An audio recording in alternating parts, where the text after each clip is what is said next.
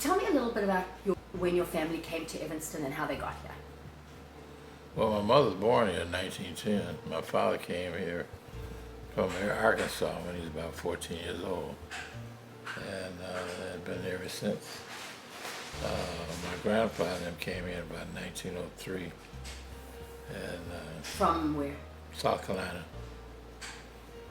And my grandmother was Scotch-Irish, my grandfather's Cherokee Indian, and so they kind of ran them out of the South at that time. They came up north. And my grandfather worked for the city of Evanston until he died, well, until he retired. What did he do?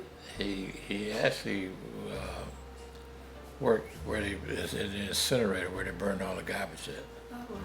They, I used to take his lunch up there, and that was where the theater is on Maple Avenue. And what did your dad do? My dad, in the early days, chauffeured, and then he had a cleaning business, did cleaning and pressing, and he owned real estate, and he used to clean buildings.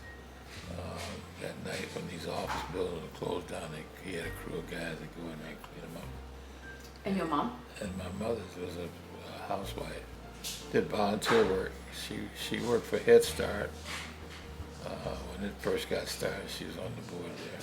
We went in a family business over the gas station where the firehouse is on Emerson Street there about, I guess 50 years ago now.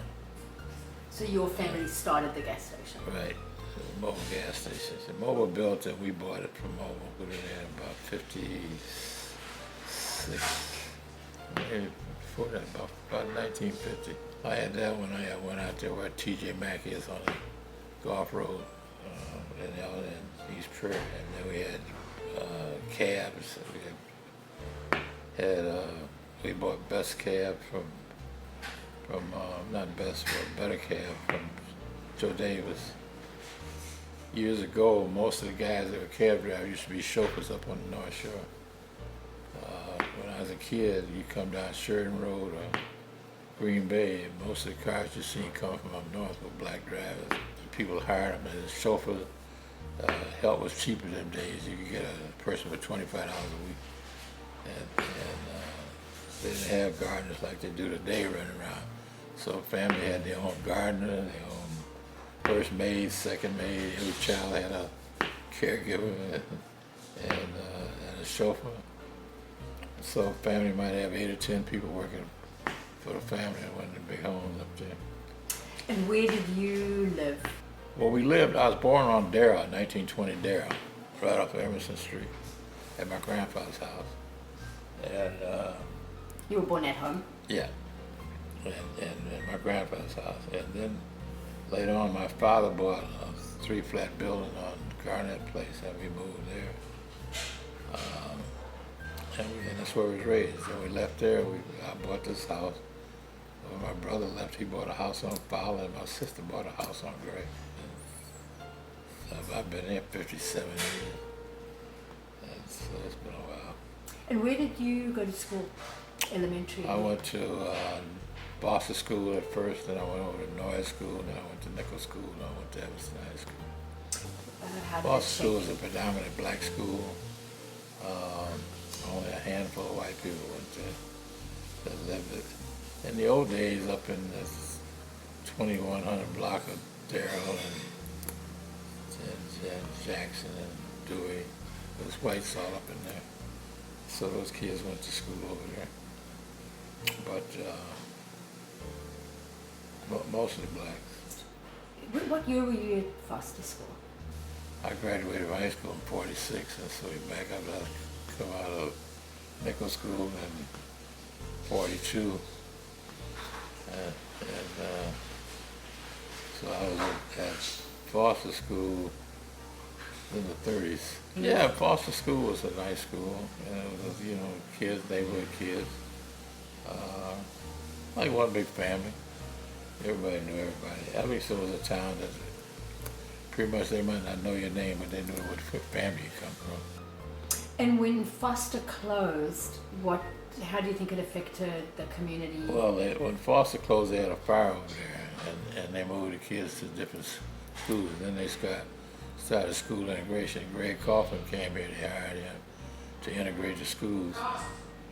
Greg asked me if I could run the summer school program. I said, yeah. So we rented some buses and ran the program. He said next year they were gonna bus kids. And what they did is went into the Fifth Ward, took the kids out of there and moved around different school districts to Lincolnwood, to Orrington, to Walker,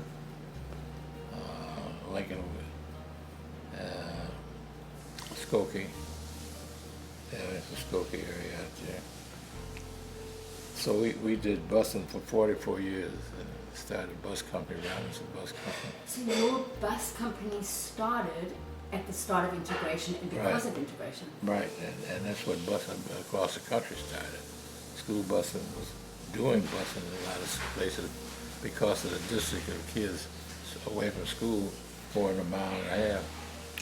But then they after integration came in, they started busing kids because they had to go in black neighborhoods and get the kids blacks and mix them up into the white school.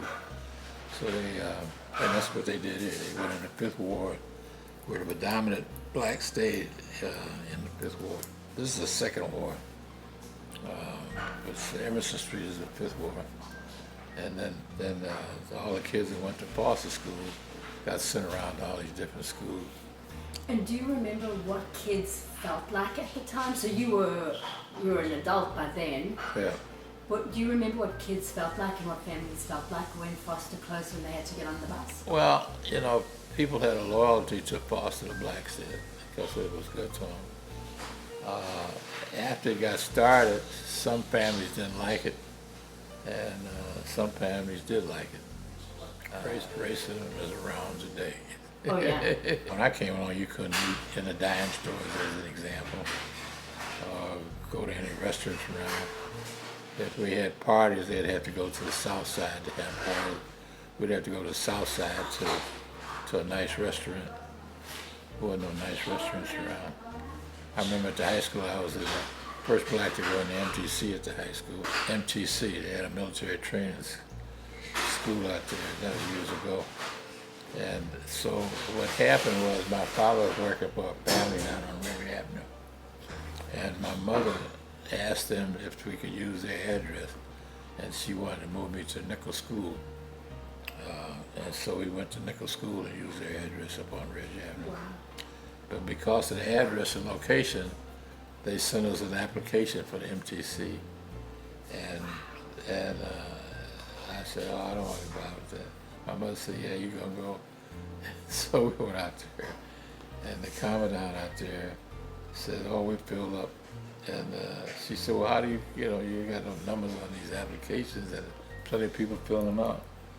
So she was active with the NAACP, and so they put a little pressure on the school, and they took me in. I was the first black to go in there. We had the first dance, and it was at the high school, and I was the only black at the dance.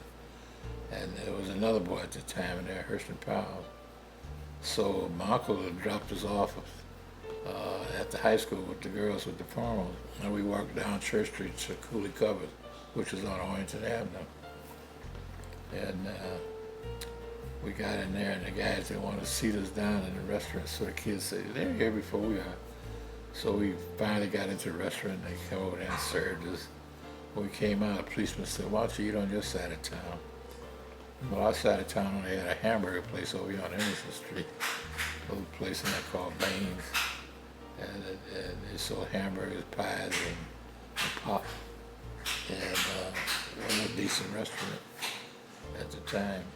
When I came along, I was the third person in Rotary, black guy. Rotary International was a wonderful outfit, and I was in there for 30-something years. Wow. So I had a wealth of experience. And we used to have a fundraiser, a big carnival, right there on Emerson, right at Elgin Road and Benson. There was a parking lot there. And after the carnival, we would go down to Carmen. Carmen was in Rotary also. He had a pizza restaurant at Arlington. And so we go down there and have pizza after the beer. So the fellow came here from Indianapolis, Joe Barnett. And Joe Barnett ended up being the president of the bank, First Bank. So he said, why don't you get on the bank board or something? You know, I said, I would if somebody would let me, you know. So he got me in a guy named Bob Keck, Keck Cushman and Price Law Firm, was the chairman of the board at the time. So we had lunch together, and he said, yeah, I want to get you on a lot of boards. So I went on the Everson Hospital board at the time. I went on National Lewis College board. I went on Children's Home and Aid Society board. Were you ever on the community hospital board? My father was on the community hospital board. And the community hospital was built by teas. People, women had teas and things. My brother was one of the first kids born in the hospital when they built the first community hospital, not the second one. When my grandmother had a heart attack, this goes back in the 40s, they had to take her to Providence Hospital downtown because they couldn't go to Everson or St. Francis. And I reminded the people at Everson when I was on the board up there. I was on the board 10 years at Everson. So she had a heart attack and there was no community hospital at the time? No, community was only equipped to handle certain things. And when, in the meantime, Evanston bought a community hospital and was going to make it a hospital, but they wanted to make a psych, but the state had it set up for 8 surgical beds, so many, they have it set up for how many, and they wouldn't change it. And so, and then the doctors, after they went through the blueprints, said, we can't put our patients in there because there were shared bathrooms and the elevators needed to fix it. So by the time they got it put together to rebuild it, they said, yeah, we can build a brand new hospital for that. So they had to find somebody, because that land belonged to the sanitary district, to pay, I think it was $25,000 a year. Meantime, what had happened is that Everson and St. Francis, these hospitals opened up and let the black doctors go on to be able to submit patients to the hospital. And there's a gentleman whose son was handicapped, and they were looking for a place. So they convinced him, and they've been in there ever since. Rainbow. Rainbow. And they started that, and it's worked out well for the community. It's worked out well. And so, what do you think the effects of integration were in Evanston? Do you think there was a lot gained, and was there anything lost? Well, it was a little gain, a little loss. And what I mean by that, to me, it knocked black businesses out of business, because people had to go to black business to buy things. They had little restaurants and shoe shops and cleaners and different things that people were kind of forced to buy it. When integration came up, then people went and bought anywhere, and so consequently, a lot of black businesses went out of business. My father was a Republican precinct captain for years, and a guy named Sam White, a good friend of his, was a Democrat precinct captain. And they kept those positions because it kept state jobs and county jobs coming. So my dad would have a job at the Force Reserve, checking permits and stuff, and emptying a few garbage cans and things on the weekends and during the week. And he'd draw a check down. And then he got these different guys jobs on the state, plowing snow and stuff, and fixing the highway, and down in county hospitals, county job. Back in the old days, getting a job at the city was through, your alderman or somebody. But now it's different. What do you think about the state of the black community in Evanston today? Well, I think what's happening is real estate is getting higher. I just saw an article on TV today at City Council. They're talking about, they've always tried to pass some type of low-income housing, affordable housing, affordable rents. But because the taxes higher and property higher, people can't rent, and rent constantly goes up. So a lot of people get pushed out of the city And they were just saying all the people that need housing that haven't been able to get it. And what happened, my generation hung around. My mother and them generation hung around. And they hung around the old neighborhoods because they acquired the property their mother and father and them had. But as our kids came along, they moved out. How many children do you have? One daughter. Just times change. And they were buying homes back in those days. It was probably like they were staying on a couple's job, or the husband and wife worked as a couple, but they probably bought a house down here in Evanston and rented some of the rooms out. They used to have rooming houses, and the city stopped all that rooming house and stuff, so they kind of knocked that out. What are some of your favorite memories of growing up here? What did you Well, I thought it was a nice town growing up. I mean, I had a lot of fun. Knew a lot of people. Were you an athlete in high school, or a studious kind of a kid, or? Average. I wasn't a superstar or nothing like that. My brother played basketball. I didn't play basketball. And at that time, I came along. It was kind of tough because they didn't have but a few blacks on those type of teams. Evanston was mostly whites. Evanston has come back into Evanston High now. It's 4 schools into 1 school there. When I went there, it was just that 1 school. But so was the school quite segregated in terms of racially? White kids could do certain things that black kids couldn't? no, I would say that they all just had the same opportunity what they were doing. So it wasn't different. There was a difference, but it was a subtle difference. I mean, the kids knew what they could do and couldn't do. There's probably a police, Texas 70 or 80 policemen at the high school now on payroll. When I went there, there were 2 guys. They were janitors and they were safety guys, Mr. Perrin and Mr. Castleberry. And if they told you to do something, they would be one in the hallway and holler at you, you better do it. Because they knew your family, and the word would get home. Same thing in the neighborhoods. Your grandmother, somebody would find out, your mom and dad would find out they'd want to kill you.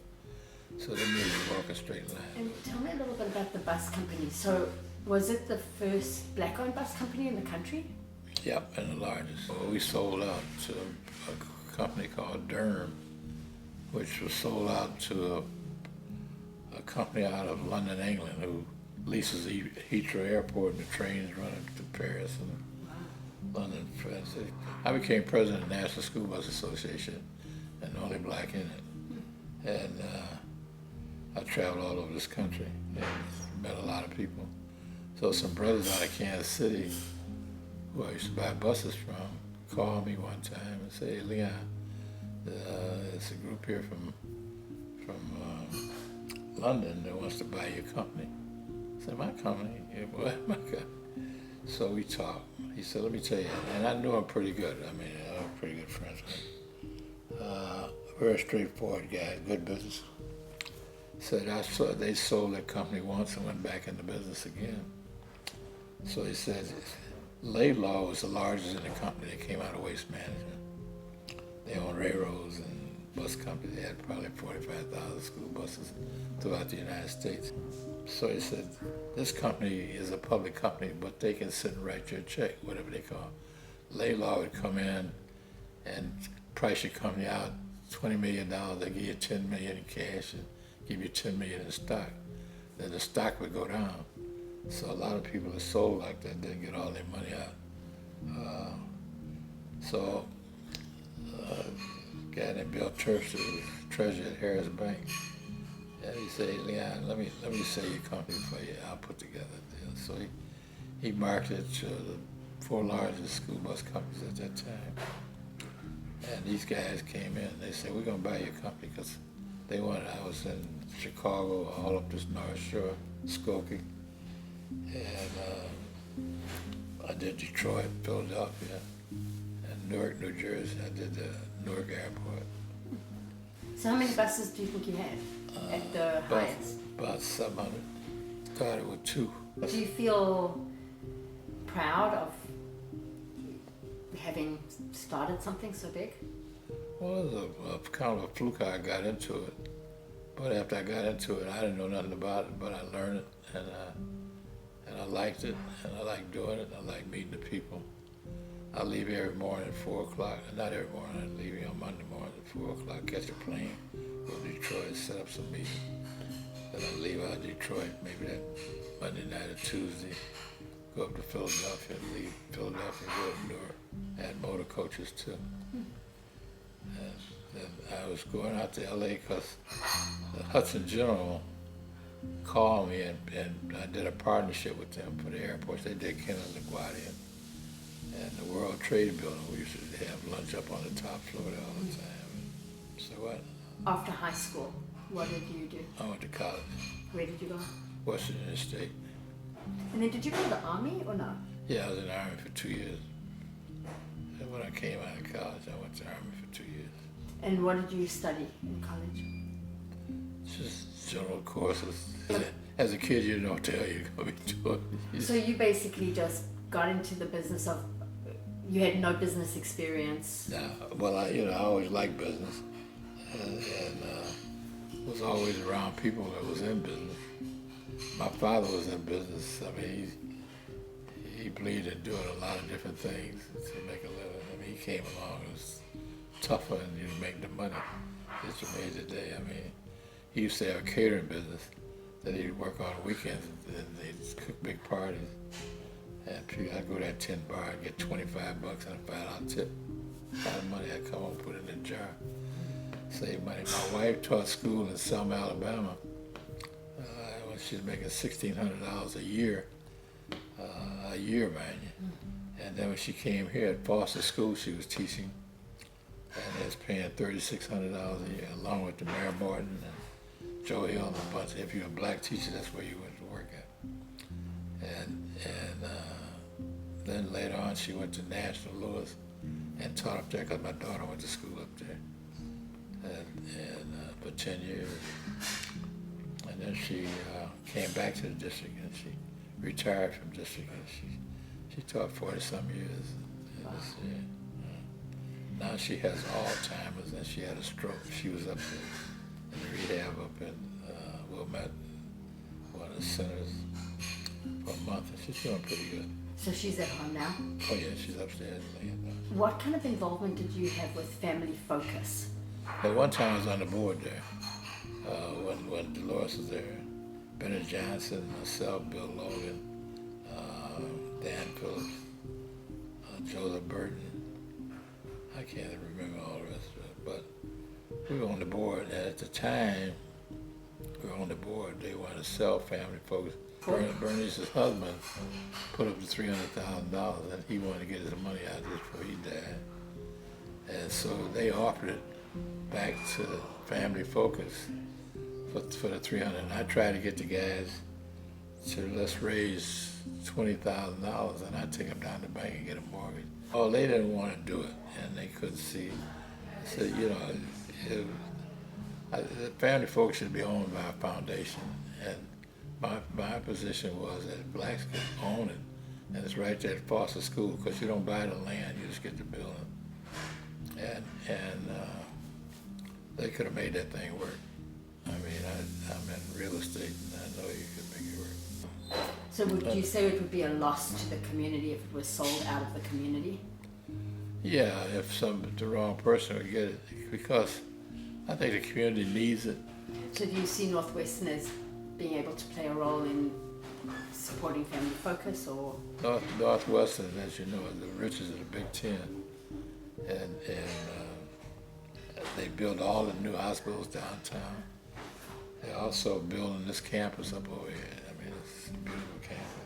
So I remember when the president came there, I was at a meeting over there, and he was telling people about what all Northwestern is going to do in rebuilding the campus. So I said, Emerson Street comes directly into the campus.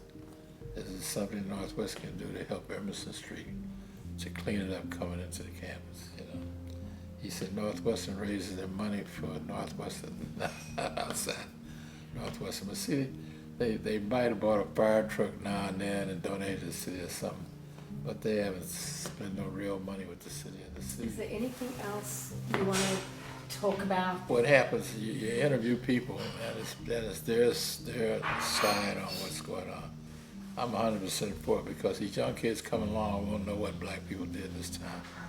By the time they get up, white people are buying all back in through here. Now, Ben and I was raised up together. We used to eat at each other's houses, and we came, that's the old gang, but Ben and I go back a long way. Hell of a nice guy. Bennett has been in politics all his life. And my mother ran for Alderman in the 5th Ward when they talked about tearing all the Mayfair Triangle out of there years ago. And she ran to stop it, and the churches got together and hired a lawyer and put a stop to it. But Bennett was her campaign manager. Bennett is a heck of a guy. They've been fighting a battle with the city for set aside for minorities. We fought that battle 50 years ago. And